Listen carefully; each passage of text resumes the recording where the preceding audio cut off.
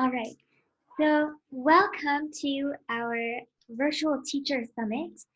And this is actually our 5th summit of the year. So we've been together for 4 years now. 4 times now. And so I just wanted to take a little bit of time to review some of the things we've already talked about. Our goals for meeting together is so that we can grow together as teachers and educators. And we want to become creative educators and not just settle for doing the same thing, but always trying to think of ways to get better and engage students with more interest. So our second goal and our third goal is we want to pursue holistic student development. And so we want to care for their academics and for their emotional development and their relational development and social development. So all of these things are goals that we have and hope we can pursue those together. And then some of the topics that we thought we would talk about are these. So we took a survey at the beginning. So far we've been able to talk about these ones highlighted in blue: integrating music and learning, classroom music activities and games, and classroom management.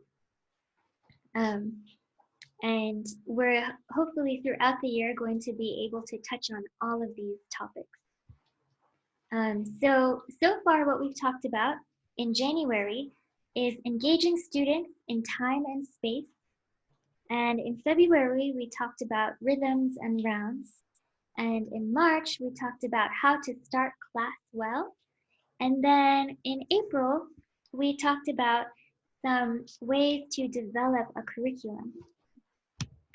So in January, we talked about owning your learning environment, or really taking ownership of the classroom with the time that we have in class and with the space in our classroom. So that falls under classroom management. How do we organize the lesson time? Do we have stretch or activity breaks so that students can have segments where they can rest their thinking or change the pace? Do we vary it between lecture and discussion? Do students get a chance to discuss as well, or is it only lectures? Do we divide it up with individual work that they can do in the class and also work they can do as a group in the class? So these are ways we can organize the time, how we can organize the space, arrange the classroom to make a focal point where the students know where they're supposed to look. And do we show student work like on the walls? Do we post some writing or some decorations or drawings? And we can use the seats and desks to direct the activities. So the students know where they're supposed to sit and how they're supposed to behave based on where the seats and the desks are in the room. So we talked about that, time and space.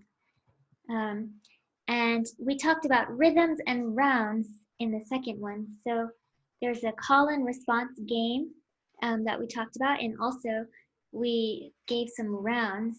So each of these is a link. You can click on it and it will take you to a link where you can learn about the activity. Hi, I'm Alex Heatland, and I'm going to... So each of these is a where you can go. The next one is starting class. So we learned about how to set the tone of your class at the beginning of the lesson. And then plan A. So what's the plan? How are you going to work towards the concept? And then, so think about what you want at the end of the class, and then start from the beginning and see how you can get your students to be where you want at the end of the class. Miss Janelle talked about plan B also. So just say it's not going the way you planned. How can you bring the energy down or bring the energy up or bring the focus in and also make sure to have fun? And then our summit in April, it was a video format and we learned about phases of curriculum process. And we learned about these 5 different steps we can take to grow or develop our curriculum.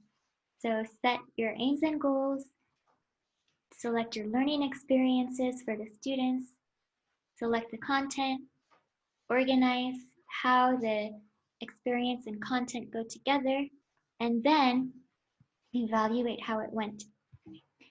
So all of these that we talked about before, summit number 1 through 4, they're all in this link here. So if you click this, it will take you to the place where all of the summit slides are. So these are all the information will be here that we've talked about before.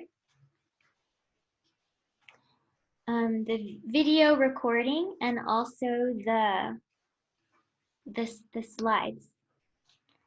And then the music class resources are also here. This link will take you to a folder where you have all of the activities, the cannons and rounds and games, all the different resources, online teaching resources are all here in this folder. So these are the links for that. I'll take my glasses off. Okay, so now we're at summit number 5, and I want to show you an ostinato rhythm game. So an ostinato is a, do I put the, no. An ostinato is a repeated pattern. So, musical pattern. So we're gonna do Monsoon Rain. It's a new one. The monsoon's come, it's raining outside now, and we're gonna learn about these. So these are the rhythm ostinatos. So you can use your words and your hands too. So wind and the rain, the first one is gonna be wind and the rain, wind and the rain, wind and the rain, wind and the rain. And actually, this is a cauda beat. Um, and you can make it fast or slow, but that's how it goes. Wind and the rain. This is the first pattern. The second pattern, monsoon rain, is here again. Actually, there's a Nepali one. Is the Nepali one? Sorry, I'm gonna change it. It goes like this. Aile jari ko mau sam cha. Okay, so the rhythm for that one is Aile jari ko mau sam cha. So that's the next pattern. Okay, then the third pattern, pitter patter, tip, tip, top, tip, tip, top, pitter, tip. So that's the third pattern. And then you can do so many different things with this. And you can have 3 different groups and they can play it at the same time, or you can have one group play 1, 2, and 3, and then another group 1, 2, and 3 at different times. So it's a really fun interactive way to bring the students into the moment and then have them cooperate together. And then the last is the singing part. Raindrops dripping on the rooftops, dripping in the valleys, dripping on the mountain tops. So I'm going to show you a video that will show you how this goes.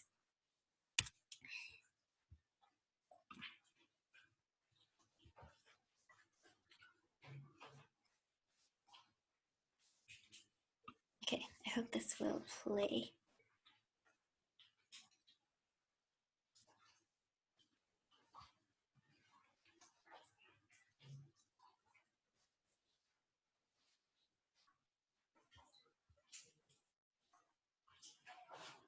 So this, oh, here it is.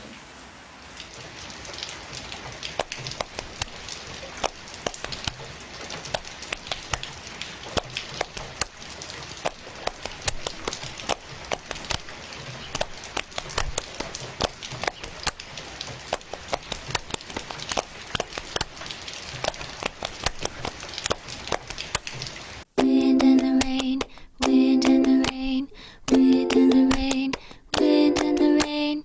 Ridey Jacob, wind and the rain. Ridey Jacob, wind and the rain.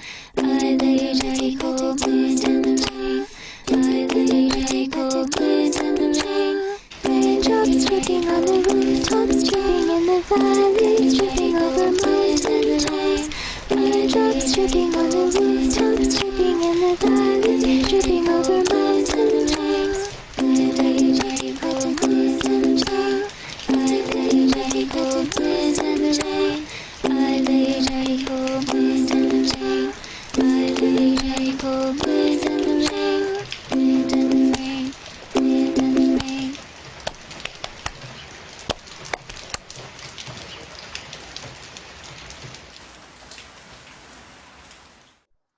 So that activity, hold on, how do I get out of this? Okay, here we go. This activity will work really well for the students who are from really young. You can make it very simple for them and really young, and then up to grade 5 or even 6. So that would be up to age 10. This would work really well for them. And you can slowly show it to them pattern by pattern. And then they can speak and say or sing and clap and teach them pattern one by one and then have them layer it. So, and then each pattern is repeated, right? So it's a repeated pattern.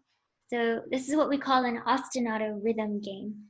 And this works really well for teaching them about cooperation and listening. And it also brings their attention into the class. So if you're explaining a very maybe conceptual type of idea, um, you can teach this to them first and then have them have a little bit of fun. And then they'll be ready for a more maybe complex type of concept. And then also, it's just nice to sing about the rain.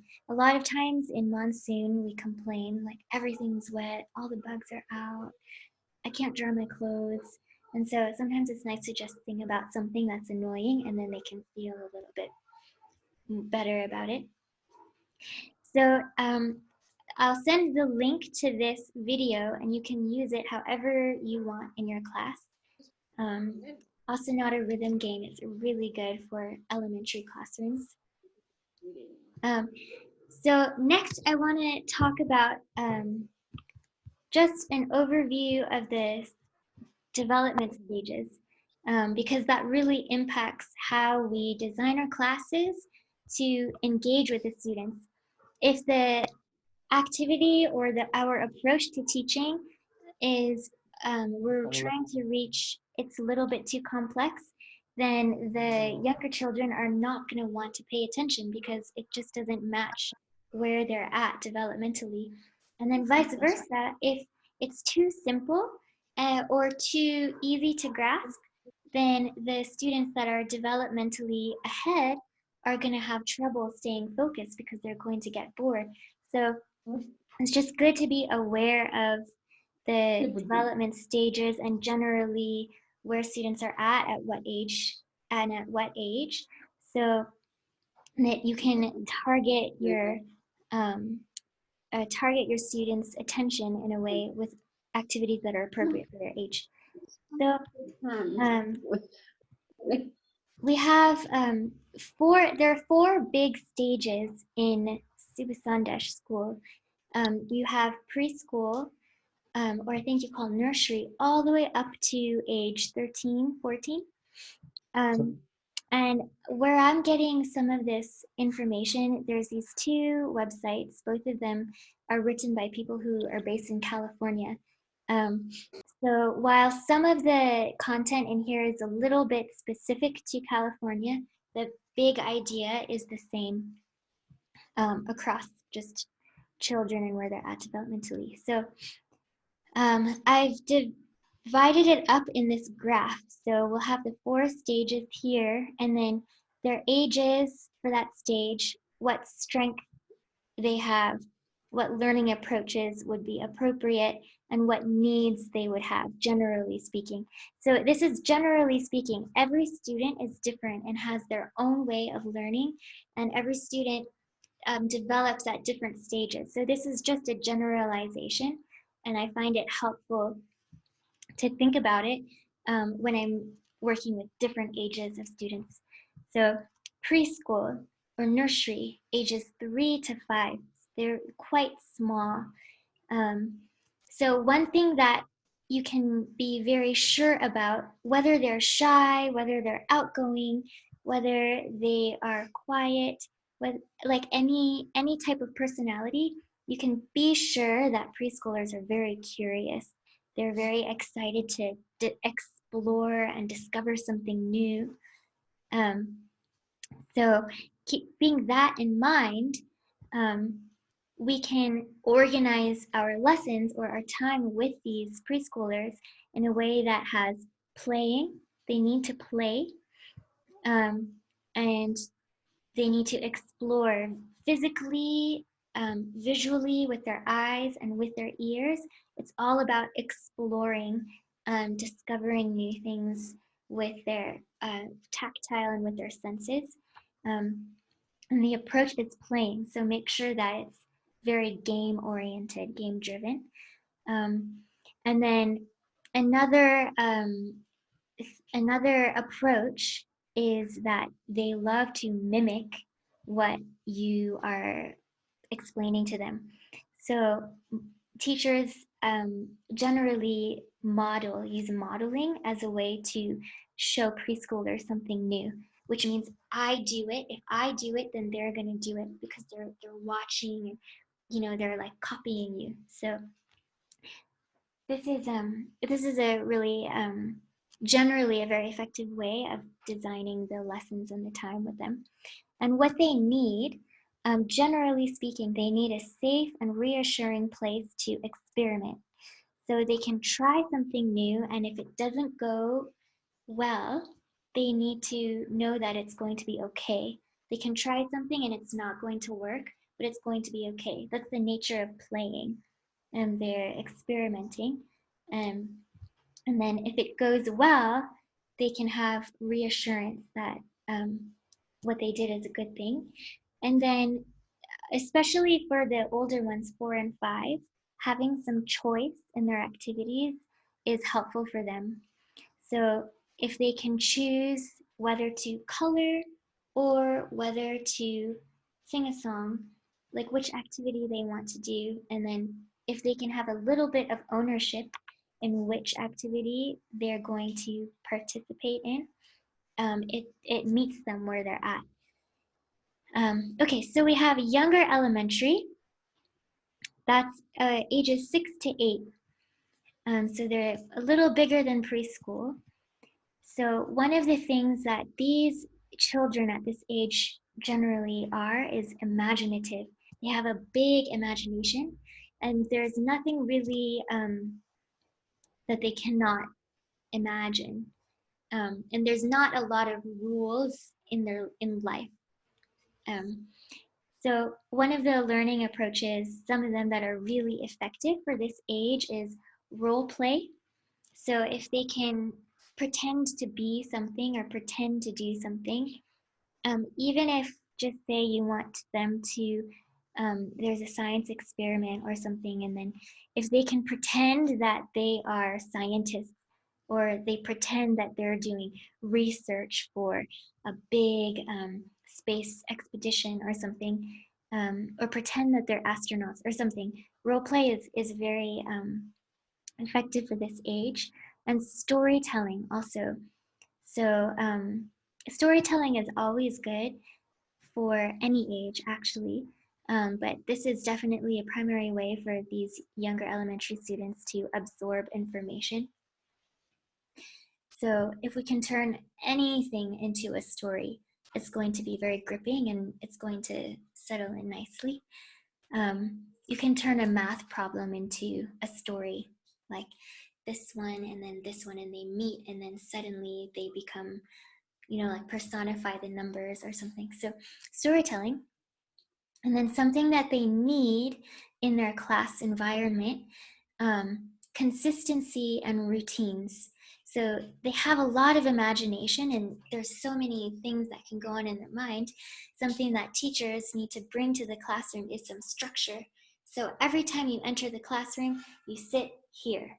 Or anytime you have a question, you need to put your hand on your heart, raise your hand, or something like, just to have some consistency. The rule has to stay the same. And then the routines, so the time that you spend together has to have some sort of beginning, some sort of ending. It really helps them to engage in the class. And then another thing is positive reinforcement. So this is generally speaking, but a lot of times students in this age need their teachers to say, this is good, or your progress is good, because they're really looking for that approval from their teachers. So positive reinforcement is something that they need. For older elementary, this age is 9 through 11. At this age, you can also call it pre-adolescent. And something that these students are quite generally good at being is adaptable. So they can adjust to different teachers, or they can adjust to different schedules. So it's a little bit different than this younger elementary, where very, very consistent and routine classroom environments is important. These ones are a bit more adaptable. So learning approaches that are effective for this age is group learning activities and projects, because they're developing socially. The way that they relate to their classmates is going to be more important in their mind, usually, than the way that they relate to their teacher. So if as a teacher, we can help them to interact with each other as they're learning, it's going to meet them where they're at, as they're sort of paying attention more to the social dynamic of the class. So group learning activities and projects, it's very effective for this age. And something that they need from teachers in the classroom environment is recognition of independent thinking. So they as they start to develop their own thoughts and not just what someone else tells them, they need us to sort of encourage that and guide that type of independent thinking. So if we as teachers can recognize it and sort of give nice positive reinforcement for that independent thinking, then it meets them where they're at. It sort of helps them to feel like they've succeeded in the class. And then what they need is the incorporation of peer relationships. So we need to just acknowledge that they're paying attention to each other, classmate to classmate, a lot more than before. And then finally, one of the big stages is adolescent, so 12 to 14. So this age, one of the things that is becoming quite strong in this age group is critical thought. They're starting to question things and second guess things. So it might be normal for them in their mind to think, is that right or wrong? Or where did you learn that? And this is a good thing for them to start to question. It's a very good part of their development. And so in order to sort of bring that into how we teach and build our lessons for this age, we can ask them to start doing independent research. So say a topic is, I'll just use music, but just say they're learning about a scale. So a scale has to do with a music scale like sa, re, ga, ma. And then maybe one thing we can ask them is, how did that tonal music come to being? And then ask them to look through some sources. You have this source, this source, this source, and see if you can answer that question. Oh, sorry. With this, their own thinking, and then asking deeper questions, like we just asked how, also why, and things that go, where did that come from? How did that happen? So asking deeper questions, if we can bring those into how we make our lessons, then it's going to meet them where they're at, where their critical thought is growing, becoming more prominent. And then what they need from us is opportunities for confidence building. So children at this age, they're changing, and there's so many new thoughts in their mind, and their bodies are changing so fast. And a lot of times they can feel maybe not so confident, very self-conscious about, how they look, how they sound to their friends. So what they need from us as teachers in the classroom environment is opportunities to build confidence and sort of take a step into their identity and feel good about who they are and how they sound and how they look. So if we can help with their confidence building, it will meet them where they're at and be what they need from us as teachers. So this is just an overview. There's so many, like research on just this age group, or just elementary. There's so much, but this is just a basic overview that will keep us relevant to the different ages that we're teaching at Siba Sandesh. And I think in Pleroma in Phnom Penh, at this AG school in Darjeeling goes up to 16.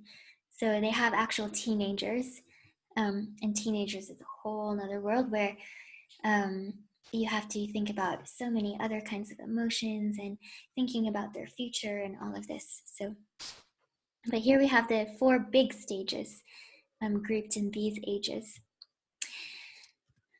So just to review, all of the summits with the slides and the videos are here in this link. I will share this slide with you. This video is also being recorded, and I will share it with you as well. But if you follow this link, you'll see the slideshow and the video of Teacher Summit 2, 3, 4, and then now 5 is going to be here. It has all the links, and it has all of the resources.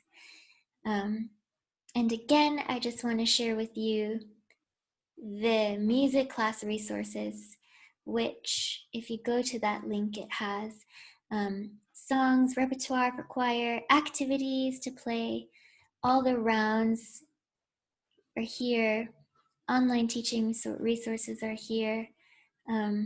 So please feel free to use any of this. It's open for you to use. And that is it. So please reach out to me or Abindra sir if you have any questions about anything, and I'll be happy to answer those and give you more resources if you need. And and that's it. It was really nice to be with you. It's nice and short and sweet, but hopefully really helpful information and a really useful activity. I think another thing I wanted to just mention is I know you all are having a lot of challenges with the lockdowns, and it's just really challenging to just on top of everything, have the lockdowns. But all of us from Creative Hope really believe in what you are doing and what you are bringing to the students.